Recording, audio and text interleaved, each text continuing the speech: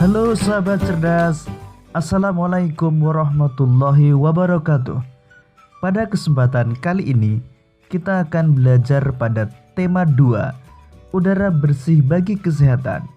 Subtema 2, pentingnya udara bersih bagi pernapasan. Dan kita sampai pada pembelajaran ketiga. Sahabat cerdas, sebelum kita mulai pembelajaran kita, jangan lupa untuk berdoa terlebih dahulu.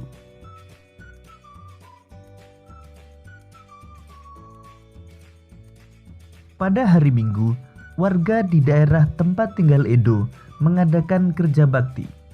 Mereka membersihkan sampah-sampah yang menumpuk.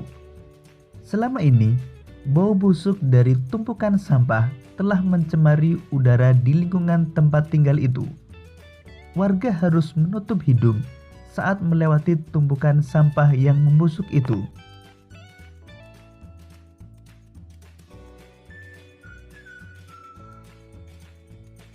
Sebelum melakukan kerja bakti, seminggu sebelumnya warga bermusyawarah untuk mencari pemecahan dari masalah sampah. Selain menggunung dan berbau busuk, kadang-kadang tempat sampah itu terlihat berantakan karena ada beberapa orang yang berusaha mencari botol-botol bekas untuk didaur ulang. Akibatnya, pemandangan dan udara di lingkungan sekitar tempat sampah jadi kotor dan bau.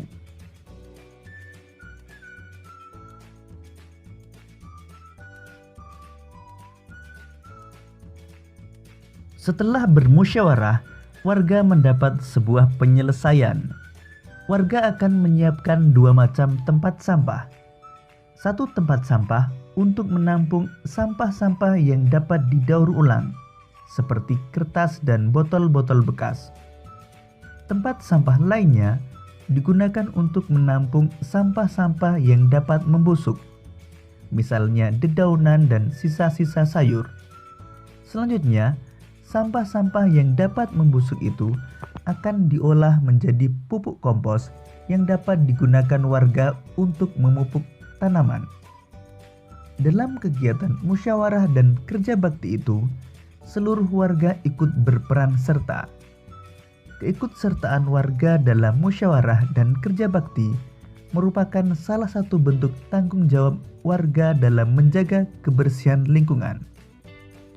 Sahabat cerdas, berdasarkan bacaan tersebut, mari kita jawab beberapa pertanyaan berikut ini.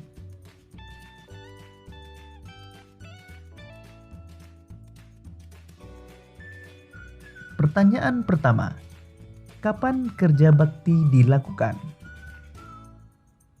Kerja bakti dilakukan pada hari Minggu.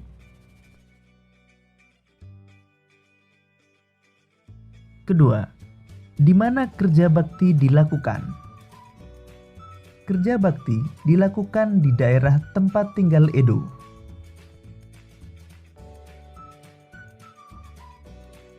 Tiga, mengapa kerja bakti dilakukan? Kerja bakti dilakukan untuk membersihkan sampah-sampah yang menumpuk. 4. Siapa yang mengikuti kerja bakti? Yang mengikuti kerja bakti adalah seluruh warga di daerah tempat tinggal Edo.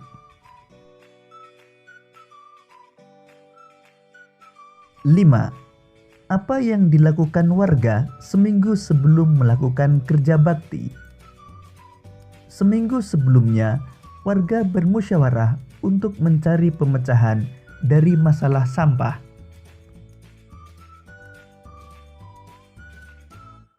6. Bagaimana hasil musyawarah terkait penyelesaian dari masalah yang dihadapi warga? Hasil musyawarah warga adalah warga akan menyiapkan 2 macam tempat sampah. Satu tempat sampah untuk menampung sampah-sampah yang dapat didaur ulang. Tempat sampah lainnya digunakan untuk menampung sampah-sampah yang dapat membusuk.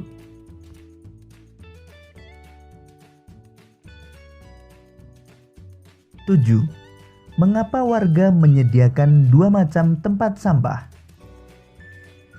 Warga menyediakan dua macam tempat sampah untuk memisahkan antara sampah yang bisa didaur ulang dengan sampah yang bisa diolah menjadi kompos.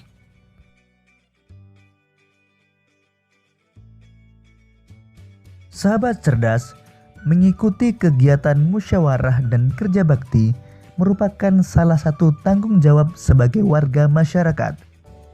Selain tanggung jawab, kita juga mempunyai hak dan kewajiban sebagai warga masyarakat. Apa saja hak dan kewajiban kita sebagai warga masyarakat? Untuk lebih jelasnya, mari kita lanjutkan pembelajaran kita. Hak dan kewajiban sebagai warga masyarakat. Hak berarti sesuatu yang mutlak menjadi milik seseorang dan penggunaannya tergantung kepada orang yang bersangkutan. Jadi, hak warga masyarakat adalah sesuatu yang mutlak menjadi milik seseorang yang berkedudukan sebagai warga masyarakat. Beberapa hak kita sebagai warga masyarakat antara lain: mendapatkan perlindungan hukum, mendapatkan pekerjaan dan penghidupan yang layak, menikmati lingkungan bersih, hidup tenang dan damai, bebas memilih, memeluk dan menjalankan agama, berpendapat dan berorganisasi, mengembangkan kebudayaan daerah.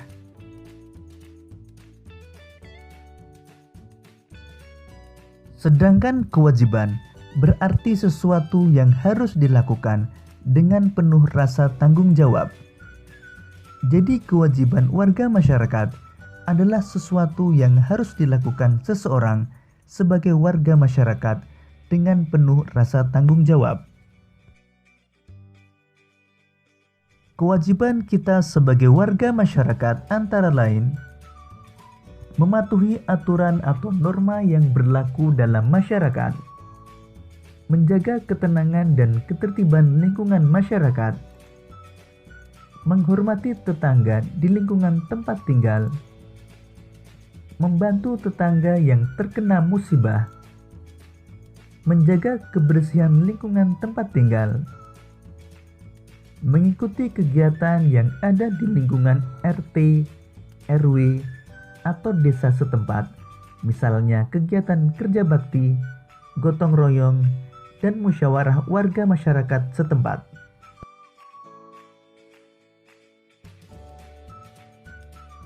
Sahabat cerdas, demikian tadi penjelasan tentang hak dan kewajiban sebagai warga masyarakat. Selanjutnya mari kita lanjutkan pembelajaran kita tentang pengelolaan usaha ekonomi. Usaha ekonomi ada yang dikelola sendiri dan dikelola kelompok. Usaha yang dikelola sendiri disebut usaha perorangan. Usaha ekonomi ini memiliki modal terbatas dan biasanya dikelola secara sederhana. Contoh usaha ekonomi perorangan antara lain: usaha pertanian, usaha perdagangan, usaha jasa, dan industri kecil.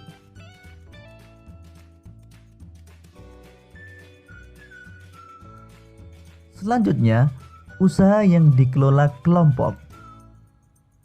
Usaha ekonomi ini dikelola secara bersama, baik modal, pengelolaan, maupun keuntungan. Contoh usaha ekonomi yang dikelola kelompok antara lain: firma, persekutuan komanditer atau CV, perseroan terbatas atau PT, badan usaha milik negara atau BUMN, dan koperasi.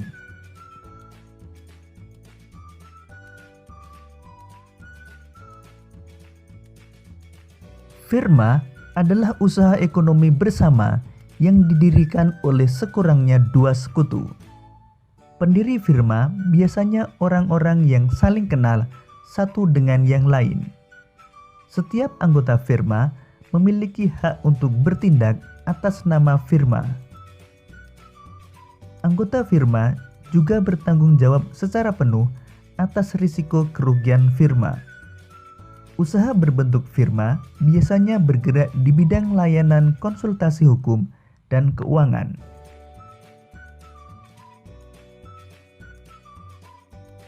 Persekutuan komanditer atau CV. Persekutuan komanditer atau CV didirikan oleh sekurangnya 2 orang yang menyetorkan modal. Pada CV terdapat 2 jenis sekutu, yaitu sekutu aktif dan sekutu pasif. Sekutu aktif berperan sebagai investor dan pengelola CV. Sekutu pasif berperan sebagai investor tanpa terlibat dalam pengelolaan CV. Perseroan terbatas atau PT. Perseroan terbatas atau PT adalah usaha bersama yang modalnya berupa kumpulan saham. Saham diartikan sebagai bukti kepemilikan suatu perusahaan atas penyetoran modal. Setiap saham memiliki nilai nominal tertentu. Pemilik saham akan memperoleh keuntungan berupa dividen.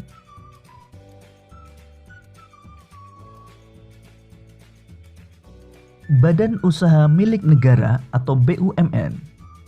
Badan Usaha Milik Negara atau BUMN atau perusahaan negara, yaitu sebuah perusahaan yang seluruh atau sebagian modalnya dimiliki negara.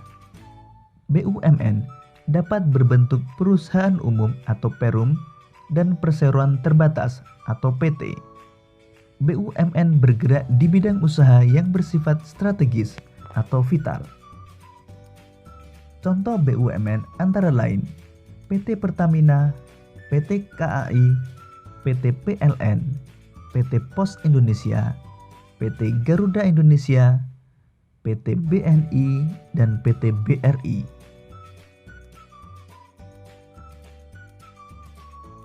Koperasi. Menurut Undang-Undang Nomor 25 Tahun 1992 tentang Perkoperasian, koperasi adalah badan usaha yang beranggotakan orang-orang atau badan hukum koperasi dengan melandaskan kegiatannya berdasarkan prinsip koperasi, sekaligus gerakan ekonomi rakyat yang berdasarkan asas kekeluargaan. Koperasi bertujuan menyejahterakan anggotanya.